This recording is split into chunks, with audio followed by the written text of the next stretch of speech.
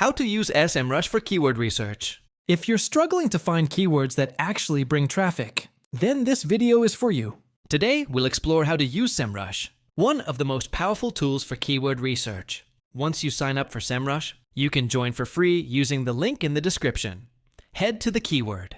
Overview tool. Just type in any keyword related to your niche. SEMrush will instantly show you the search volume, keyword difficulty, CPC, and even trends. Now go to Keyword Magic tool. This is where the real power is. Enter your main topic, and SEMrush will generate thousands of related keywords, including long-tail keywords and question-based queries. These are gold mines for SEO and content creation.